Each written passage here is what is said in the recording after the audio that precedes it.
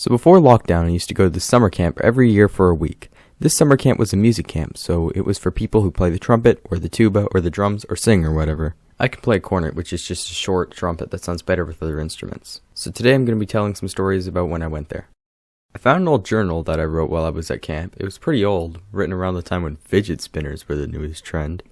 It was about all of these funny stories I forgot, so I thought I'd share some of my favorites in this video. The first story takes place on my first day of the first week at camp. We brought all our things into our cabin for the first night after a long drive, and I got to meet the people I was spending the week with. When I went to the bunk room, I noticed that on one of the bunk beds there was this inflatable, I don't know what to call it, a creature? I don't know who brought it in, but I think there was a different one for every cabin to play with for some reason. Now I don't know what to call this creature. It was like a seal mixed with a cat and a mouse. He kind of looked like this. We named him Mr. Cheddar because he looked more like a mouse than anything else. We had him for a couple days until I came back from practice one time and found him deflated on the floor. Apparently one of the kids in our cabin sat on him, causing him to pop. This made a few of us sad, so we put him in one of those Rubbermaid tubs that was under the bunk to put our clothes in, and then walked him around the camp before having a whole funeral and everything. But this wouldn't be the last time we'd see of Mr. Cheddar. But for now, on to the next story. You know how in kindergarten you'd see those kids making potions by digging a hole and then filling with water, sand, and leaves, and anything gross they could get their hands on?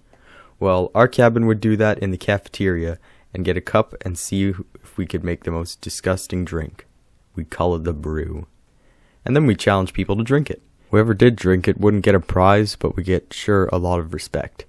Someone would get a cup and fill it with Kool-Aid, and then start adding in the ingredients one by one. Pepper, apple juice, carrots, sugar, cucumbers, so much salt, french fries, candy, and literal dirt. And then we would all sit around the person who was challenged, and we'd all chant, Drink the brew, drink the brew, drink the brew, drink the brew.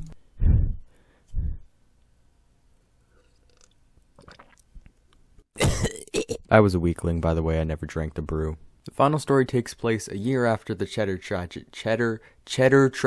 Oh, for goodness sake. It was the middle of the night, and I was asleep until I heard my name. Ryan, wake up. Do you see that? What? Across the room. What is that?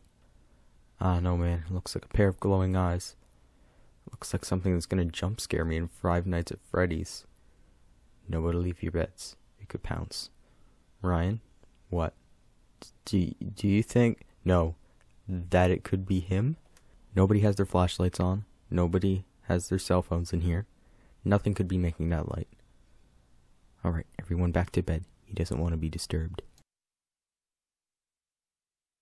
Thanks for watching the video. But before you go, you should note that 200% of my viewers are not subscribed.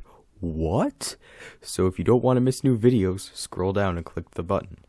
Also, I have a Gmail where you can send fan art or whatever, which I will put at the end of the video along with the name of the person who made it, just like any other animation YouTuber. The email is lunchtimecartoons@gmail.com. Thanks again for watching, and if you subscribe, I will drink the brew.